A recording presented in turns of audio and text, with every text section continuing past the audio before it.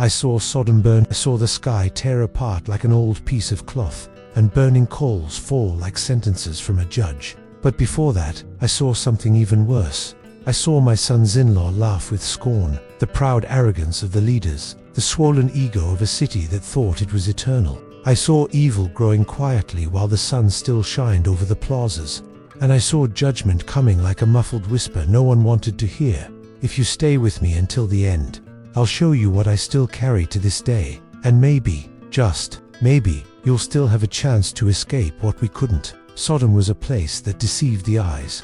At first glance, it looked like a paradise shaped by human hands. Fountains burst in the middle of the squares. The markets overflowed with perfumes, spices, and joyful voices, and people walked around, in fine clothes, confident that tomorrow would bring even more prosperity. The walls were strong, the storehouses full, and it felt like nothing could disturb that routine of excess. There was music, there were parties, and even a kind of religion, but it was an empty worship, with no repentance, no reverence, only appearance. And I, even though I came from a family that knew the Most High God, let myself be seduced by that surface beauty. Little by little, I stopped listening to what my Uncle Abraham said about holiness, and started listening more to the sound of gold coins clinking in their pouches. But something was growing in the shadows, something the golden light of sunset could no longer hide. It was a dissatisfaction disguised as freedom, a moral decay that spread with the laughter of the crowds and the indifference of the judges. People no longer wept over injustice or felt shocked by cruelty.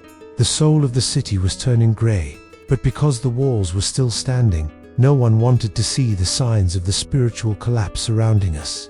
And I didn't want to see either. It was easier to believe that God had blessed that place just because it was prosperous. Easier to pretend everything was fine while the heart of the city was already sick. Now I understand that prosperity without the fear of God is like a crystal, cup full of poison, beautiful on the outside, deadly on the inside. If I had known what was coming, I would have run away sooner. I would have left behind my wealth, my possessions, my ties to that place. But like many still do today, I wanted to stay a little longer, gather a little more, live just a bit more. And I almost died because of it. And the worst part is, the signs were right there, as clear as the desert sun. I just didn't want to believe them. But everything changed when the visitors arrived, and it was that night that I heard the first scream. That night, 2 men arrived at the city gate. Their faces were calm, but their eyes carried a light that made me uneasy. Something inside me said they were not ordinary. When I saw them, I ran to offer them shelter, a simple gesture, but one that already seemed strange back then, because hospitality in Sodom was dying. I brought them to my house quickly, urged them to stay, sensing that danger was in the air. And it didn't take long for that danger to come knocking at my door. Literally, men from all parts of the city, young and old, gathered demanding the visitors, as if they were objects. They wanted to violate the sacred, to destroy the last trace of purity left among us. What I saw that night wasn't just corrupted desire, it was violence disguised as freedom. It was the cry of darkness trying to crush the last flame of light. And in the desperation to protect the angels, I did the most shameful thing of my life. I offered my own daughters, hoping to stop the crowd. I still carry that guilt. But it shows just how far we had fallen, how deeply our values had been twisted. Sodom didn't want love anymore. It wanted control. It didn't seek pleasure. It craved power over others. And when a society begins to treat the human body as something disposable, when it trivializes the holiness of sex, it starts to collapse. From the inside, even if its buildings still seem to stand. That moment haunts me to this day, because it wasn't just one night. It was the reflection of an entire culture, a city that no longer recognized boundaries, that had declared war on its own conscience. And the most frightening thing is realizing that this same moral distortion, though it wears new clothes today, still lives on, disguised as progress, as freedom, as self-expression. But the core is still the same. Using people as tools, erasing their dignity in the name of pleasure. If that was only the first scream, imagine what came next. The second scream wasn't about desire, it was pride, and it still echoes today. After that night of horror, with the city still echoing the sounds of what I had witnessed, I thought for a moment that someone might wake up. Maybe the leaders would meet, maybe the elders would cry out for repentance, maybe shame would finally bring someone to their knees. But no. What I saw the next day was even more disturbing. Mockery, contempt, normalization. The men who had surrounded my house walked proudly through the streets as if nothing had happened, as if they had won a battle. That's when I understood that our problem wasn't just moral, it was spiritual. We were blind. Worse, we thought we saw better than everyone else. As it says in Proverbs chapter 16 verse 18, pride goes before destruction, and a haughty spirit before a fall. And we were right there between pride and the fall. Sodom thought it was invincible. Its wealth bought silence. Its abundance masked the hunger of the soul. Its judges bowed to gold. And the idea of divine judgment was treated like a superstition for the weak. The self-confidence was so great, they even mocked Abraham, my uncle, calling him a crazy old man clinging to an invisible God. And in a way, I started getting used to it. Pride is sneaky. It doesn't shout. It whispers. It convinces you that everything's fine, that you deserve to be where you are, that you're different from the rest. But pride is the most dangerous poison because it shuts your ears. And because of it, no one heard the whispers of God. As Psalm chapter 10 verse 4 says, in his pride, the wicked man does not seek him. In all his thoughts there is no room for God. And maybe that's the hardest sin to recognize today, because it hides behind achievements, behind titles, even behind religion. But where pride lives, there's no room for repentance. And when an entire generation convinces itself that it no longer needs to hear God's voice, it walks straight toward the abyss, thinking it's heading for a throne. In Sodom, humility was seen as weakness and self-sufficiency as virtue. That's why no one reacted when the angels came. They were so convinced of their superiority that they laughed at the warning, mocked the truth. But if pride was the poison, abundance was the anesthesia, because in the next scream, it wasn't misery that destroyed us, it was abundance without compassion. While pride kept us from seeing, abundance kept us from feeling. Sodom was rich, no one doubted that. The tables were always full. The baskets overflowed with bread. The wine flowed like rivers at the parties, and the women's dresses shone under the sun as if they were made of liquid gold. But in the middle of that feast, there were hungry eyes watching through cracks, outstretched hands no one saw, children sleeping with empty stomachs just a few steps away from where the third course was being served. And the worst part, no one cared anymore. Abundance had become a sedative for the soul. As Ezekiel chapter 16 verse 49 says, "Now this was the sin of your sister Sodom. She and her daughters were arrogant, overfed and unconcerned. They did not help the poor and needy." I remember, once, a woman with hollow eyes and wounded feet reached out her hand at the market gate. People turned away as if she were invisible.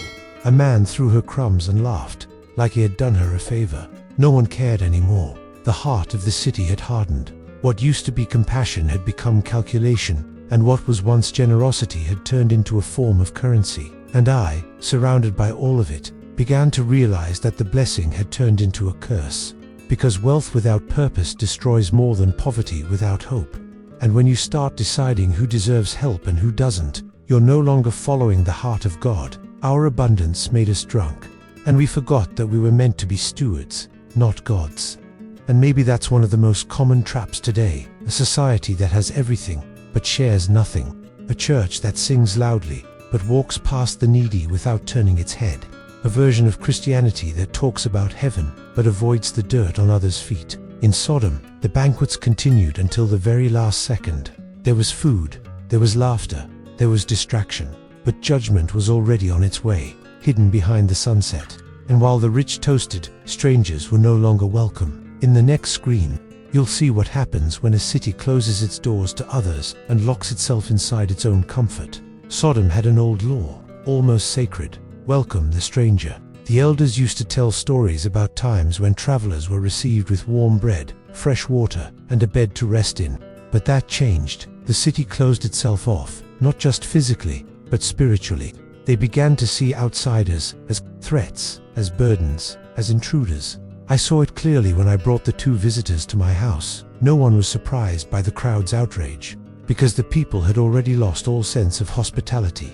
The door that should have been opened with honor was surrounded with violence. The stranger was no longer seen as the image of God. He was seen as a problem. As Hebrews chapter 13 verse 2 says, "Do not forget to show hospitality to strangers, for by so doing some people have shown hospitality to angels without knowing it." And the most ironic part is that the very angels the city rejected had come to offer its last chance. But Sodom was so used to seeing itself as the center of everything that it no longer accepted voices from the outside. That rejection wasn't just about geography, it was spiritual. They didn't want to listen, they didn't want to change, they didn't want to welcome any new truth. And the more they closed their hearts, the more they lost. Because when you reject those sent by God, you also reject the salvation that comes with them. Today, many people live the same way in big cities, crowded churches, noisy social networks, but with locked doors to those who think differently, who look different, who come from far away. And it was in this environment of hostility that the next scream began to rise. But this time, it came from those who had no voice. The poor, the weak, the invisible. Because when a city stops welcoming, it starts crushing. The true face of Sodom didn't show itself at the parties or in the markets, but in the hidden corners where the weak groaned in silence. Power had become a dirty game, and those with influence no longer needed justice. Money was enough. Judges smiled at the rich and turned their faces away from the oppressed. I saw innocent men punished just for being inconvenient, women mistreated while their abusers toasted freely, children growing up without names, without inheritance, without protection. Instead of defending those with less, the city began to mock them. As Isaiah chapter 10 verses 1 and 2 says, "Woe to those who make unjust laws, to those who issue oppressive decrees, to deprive the poor of their rights and withhold justice from the oppressed of my people." Oppression became so normal that it no longer caused outrage. If someone raised their voice, they were silenced with mockery. If they cried, people said they were weak. If they asked for justice, they were accused of rebellion. And I saw it all and stayed silent for too long. I tried to protect my house, my family, to keep a neutrality that only made me a silent accomplice. Because when you stay quiet in the face of injustice, you allow it to grow. And when it grows, it consumes everything, even those who thought they were safe. The oppression of the weak wasn't just a moral failure, it was a direct offense to the heart of God, who has always been on the side of the orphan, the widow, and the stranger. But in Sodom, they became a burden, and when their cry reached heaven, God heard, and he answered. But before the fire came, there was one last warning, one that many ignored and mocked. That's what the next scream is about. In Sodom, sin was no longer a secret, it was a celebration. There was no more shame, no fear, no reverence. They didn't just live in disobedience, they took pride in it.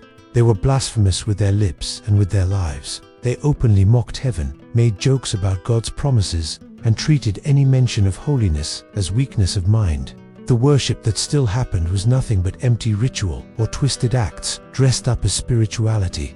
And there, in that place where everything was allowed and nothing was sacred, the cry of the city rose up like a scream that echoes through the ages. As Genesis chapter 18 verse 20 says, "Then the Lord said, the outcry against Sodom and Gomorrah is so great and their sin so grievous. They weren't just in sin, they had declared war against God. And when sin is treated as a right and truth as hatred, the human heart enters a dangerous rebellion, the kind that believes it's above its own creator." That's what I saw in the eyes of those who rejected the angels, who laughed at the warnings, who resisted until the end.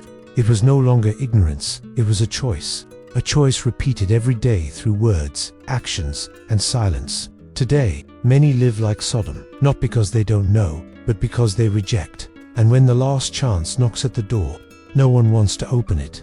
But the next scream didn't come from the crowd.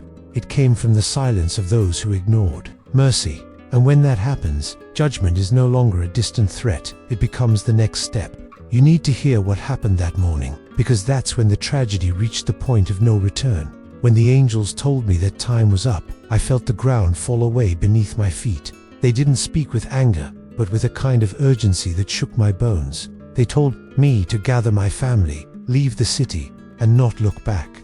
It was a clear order, direct, full of grace. But even then, there was laughter. My sons-in-law laughed. They said I was crazy, that this was just another religious delusion, that Sodom was too strong to fall. My wife hesitated, my arms trembled, and in that moment I realized judgment doesn't come suddenly. It comes after 1,000 ignored warnings. As written in 2 Peter chapter 3 verse 9, "The Lord is not slow in keeping his promise, as some understand slowness. He is patient with you, not wanting anyone to perish, but everyone to come to repentance. But they didn't want it. They didn't listen. They didn't believe. Grace was right there, alive, embodied in the angels who came to rescue us. But when mercy is despised, judgment becomes unavoidable. My wife's eyes still held a longing for what she was leaving behind: clothes, perfumes, comfort, status, as if those things could survive the fire already rising from the depths of the earth. And even after so much divine patience, so much love, so much time, they laughed. And I wonder how many times God speaks to us like that, gently, kindly, patiently, and we simply ignore Him. But that morning, there was no more time. Heaven was about to respond. And what came next, no one could stop. I need to tell you what happened, because when the fire fell, the world was never the same again. The sky didn't scream, it responded. There was no final warning, no sudden roar, just a silence that pressed down like lead on our shoulders, followed by a growing heat that felt like it came from the very heart of the earth. As we ran, I heard sounds behind me, not screams, but cracks, splits, the groaning of creation itself being torn apart. I looked forward, held my daughters close, felt the angels pulling us by the hand. But my wife, she looked back, and when she did, she didn't see beauty, she saw desolation. She didn't see safety, she saw judgment. And in that moment, she became a pillar, not only of salt, but of longing, of resistance, of someone who couldn't let go of what God had already commanded us to leave behind. As Luke chapter 17 verse 32 says, "Remember Lot's wife. The ground shook, the sky opened, and the fire fell." It was as if God poured out over Sodom everything that had been held back through years of patience. It wasn't wild anger, it was precise justice. I saw buildings collapse like toys, rivers boil, winds carry ashes where music once played. And even far away, even while fleeing, even saved, I wept. I wept for my wife, for my sons-in-law, for my city, for myself. Because being spared doesn't mean coming out unharmed. I carry wounds that time has not erased. And every time I close my eyes, I see the moment judgment touched the earth. But the most frightening thing wasn't the fire. It was the echo it left behind. Because when everything was over, the sins of Sodom still lived. And that's what I need to tell you at the end. Sodom fell. Its walls, its wealth, its promises of greatness, all turned to dust. But the hardest thing to accept is that the sins that destroyed that city are still alive. They didn't stay buried under the desert ashes. They crossed centuries, and now they live in our cities, our communities, our homes. The immorality that once broke through doors now enters through screens. The pride that mocked God now wears sophisticated disguises. The abundance without compassion now hides behind meritocracy. Rejection of the different has become the norm. Oppression of the weak has been made official. Rebellion against God has turned into entertainment. And the contempt for the final warning repeats every time a heart hears and chooses to stay silent. As it says in Jude chapter 1 verse 7, in a similar way, Sodom and Gomorrah and the surrounding towns gave themselves up to sexual immorality and perversion. They serve as an example of those who suffer the punishment of eternal fire. I survived, but I didn't come out whole. I lost a wife. I lost peace. I lost everything I thought was secure. What I have left is a warning, a scar, a living memory that pulses in every generation walking toward the same cliff, thinking it's just a modern path. If today you feel like something's wrong, like the world is heading down dangerous roads, maybe it's because the echo of Sodom is still ringing in our days. And maybe God is offering you exactly what He offered me, a way out, a hand reaching toward you, a loving warning. If you hear that whisper, don't wait for it to turn into thunder. Judgment moves slowly, but when it comes, it's final. But if you want to know how to return, if you feel like you need a way forward, not just a warning, then I have to tell you about something that could change everything. There's a guide, a 30-day spiritual map that's helped thousands of people return to the heart of God. It's called Your 30 Steps from God. It's not just an ebook, it's a reunion with the person you were before you got lost. Each day, a character from the Bible takes you by the hand, just like I did now, and shows you what happens when you listen, or when you ignore. If this story spoke to you, don't ignore the call. Click and start today, because the ones who begin this journey rarely stay the same. And if you made it this far, it's because something inside you is already ready. If you want to hear the other side of this story, Watch what my wife saw before she turned into salt. The video, All I Saw Before I Became a Pillar of Salt, is on your screen right now. Click and watch. It might be the warning you need to hear today.